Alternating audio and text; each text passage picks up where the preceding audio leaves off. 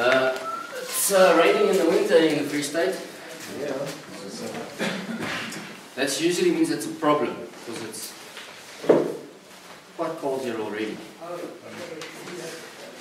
So for those of you who come from the sea and other warmer places, tonight will be cold and tomorrow. Okay, we are doing chapter 11, right?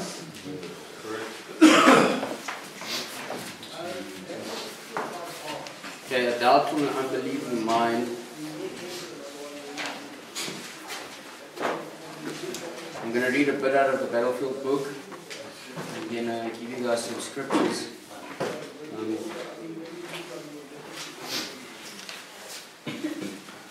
You've all done your homework, or I trust you've done your homework in your summaries and stuff, and you would have seen that God gives each one of us a measure of faith, right? It's given to us, it's a free gift. We have the ability to believe.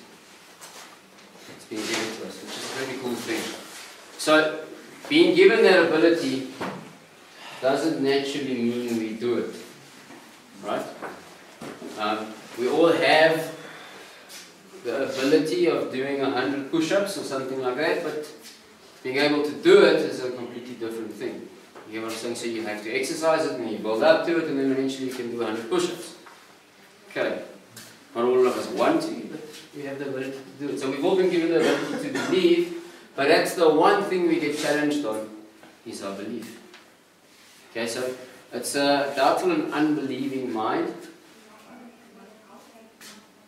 And it's probably the biggest struggle that we have in life, is not believing.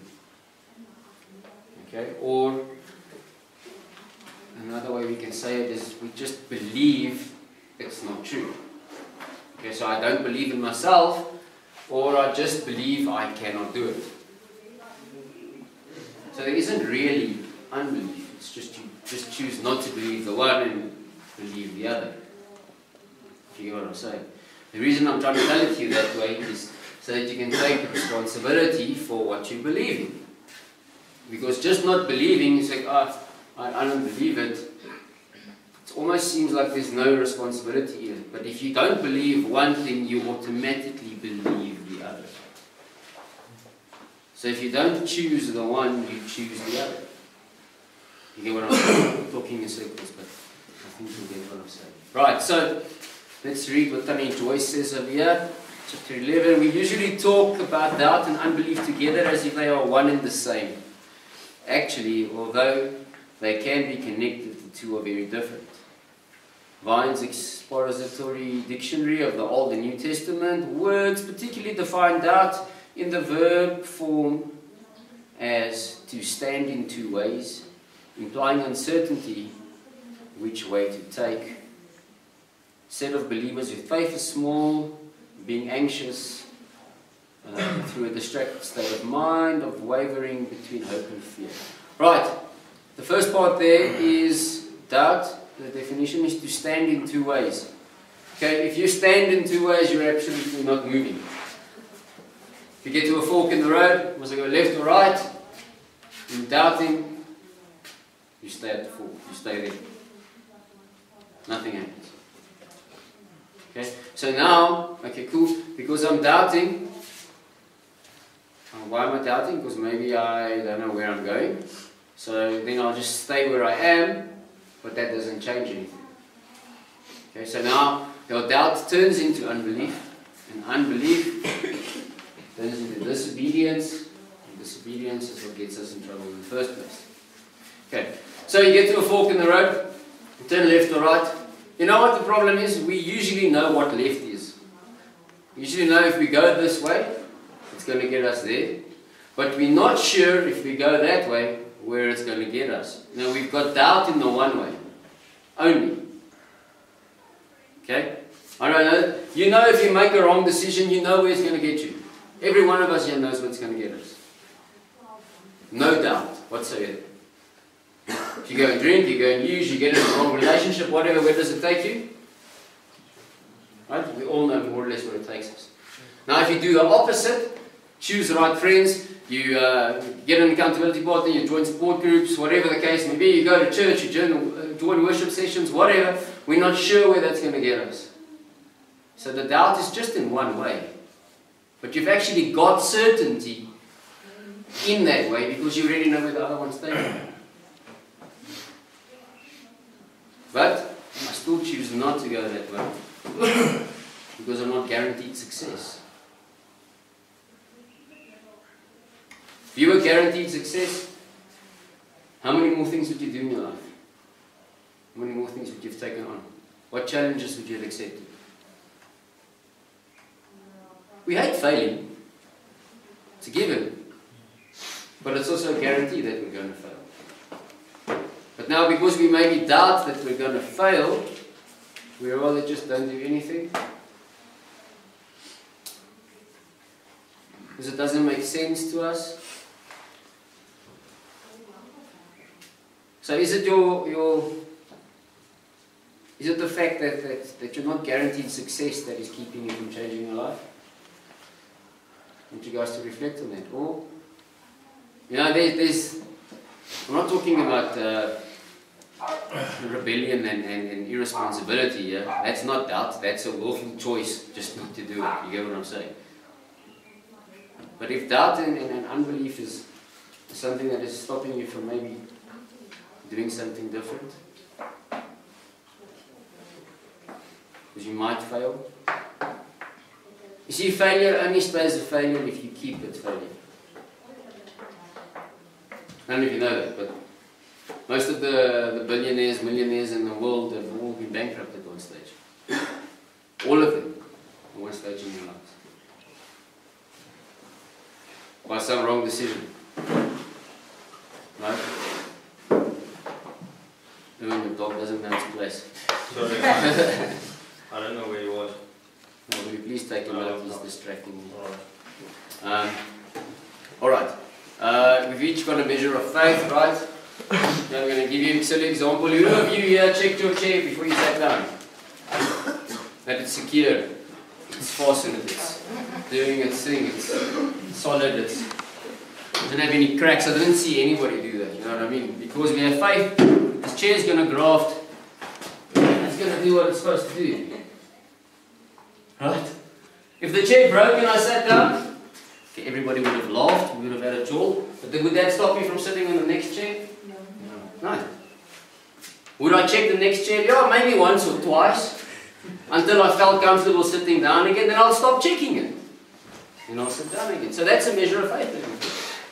You get in the car, doesn't matter if you've been driving with Tyrone. Yes. Get in the car, your faith gets exercised, right? But you still get in the car. God gives us great faith if we drive with Tyrone. No, it's not that bad, as if you have to still go with him. I can promise you'll make it back. Don't know if the vehicle will be safe, but you will be. Okay, we get in an airplane. I don't ask the pilot for his license to, declare your information, show me what your grades are, let me check, okay, checklist. Okay, cool, how long have you been flying? Okay, lucky, okay, let's go. We believe that the guy behind in the pilot seat, behind the wheel, can do his job, and we take it. So it's a measure of faith, you get what I'm saying? So we have an ability to believe. Okay. Now, here comes the choice, whether to believe or not. Why do we doubt God? Number one reason, we do not know Him. I can almost say, only reason. Yes, past experiences of failure and previous misguided attempts and all these kind of things cause us to doubt God and this and that. But if we really know Him, if I know Greg, if I know he's this kind of person, he likes that and he does this and he does that, and what soccer team you support? Arsenal or something, right? I don't know soccer, I just know Ralph supports Arsenal. Same team.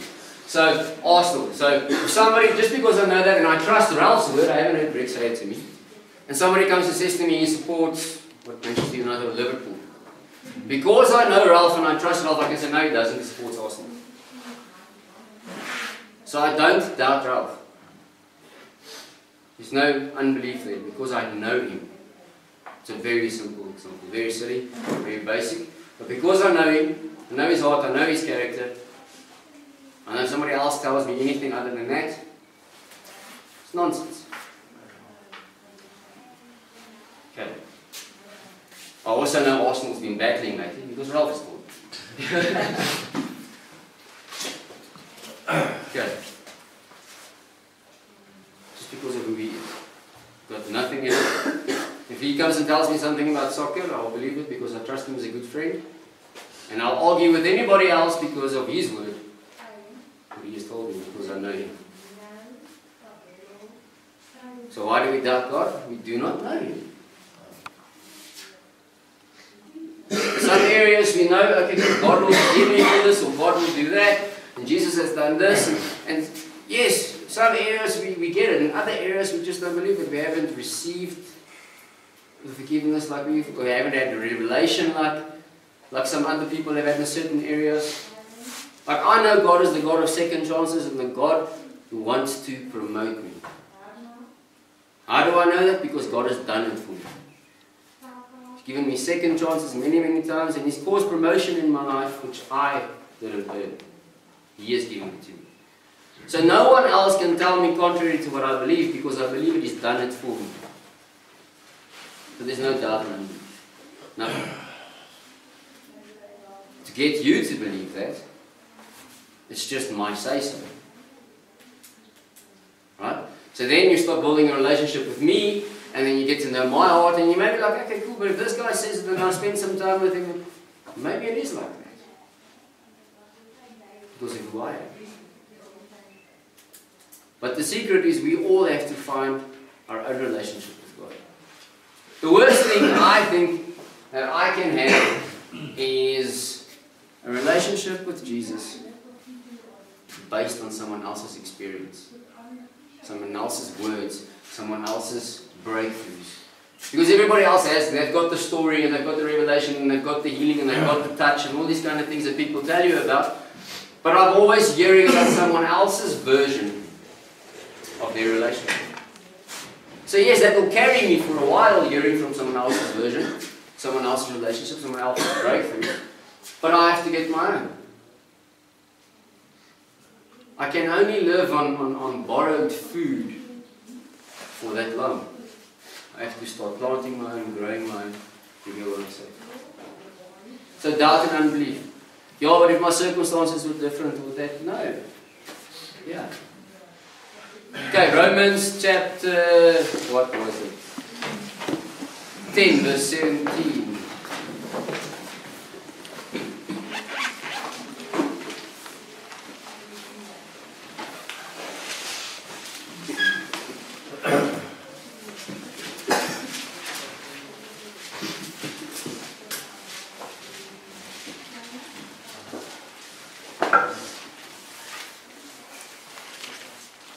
Would somebody like to read it to me? Romans 10 verse 17.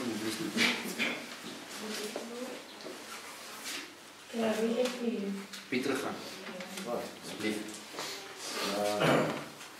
Consequently, faith comes from hearing the message, and the message is heard through the word of Christ. Okay. What does that say? Faith comes from hearing, and hearing by the word of God. So faith comes from God, from God's word, spending time in the word.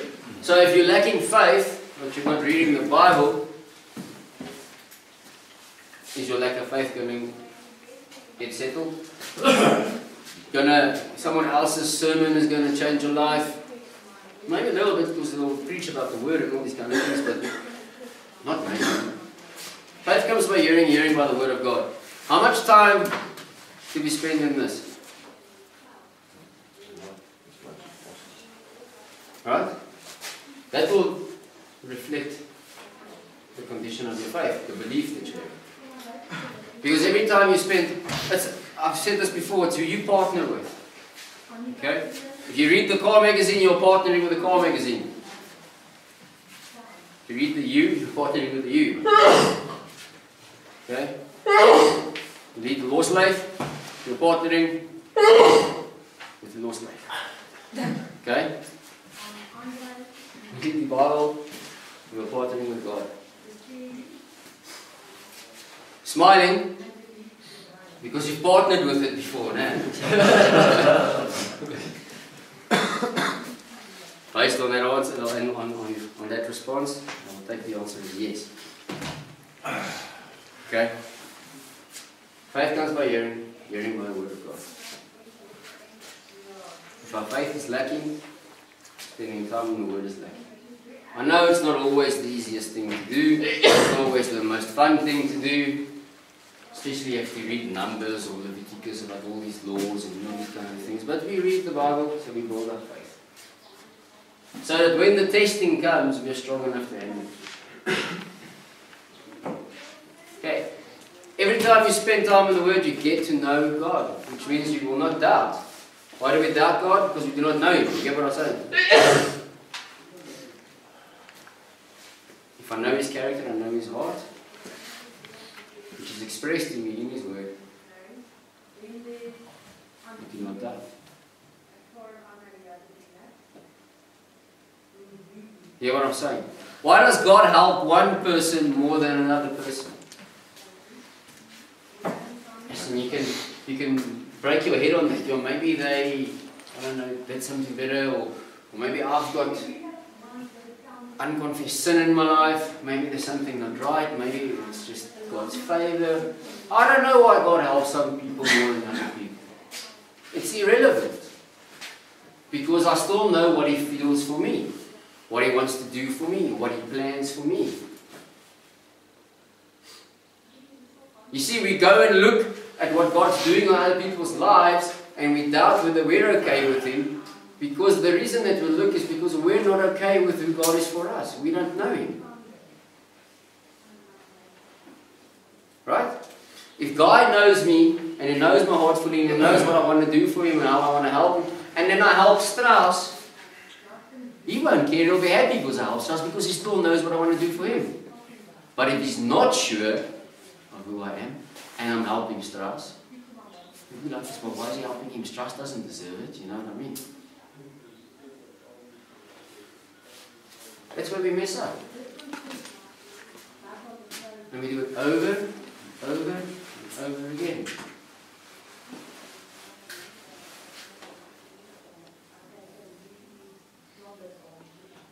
What does it matter if someone else has more than you? If you know who God is for you, what He wants to do for you, who He's made you to be, and that your plan is different, doesn't matter anything. But if you don't know what someone else gets, what someone else goes through, it matters to you because there's an identity crisis. There's things that you're not sure about. So seek Him, guys. I'm going to end off with that. I don't have much more to say. Seek Him. Really, that's it. Just spend time with it. You don't have to have all the questions and these kind of things answered. But man, I want to get to know you. I want to spend time with you. You can ask His favourite colour later. You know what I mean? Favourite food. You know, when you start dating the chicken, you want to know this is and that is a favourite movie. And that will come. Get to know the person first.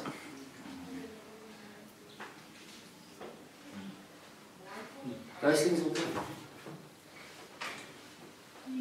You see, the thing is this, it's a one-sided relationship now because God knows everything. He knows all your favourites. He knows all your dislikes. He knows everything about you. What do you know about Him?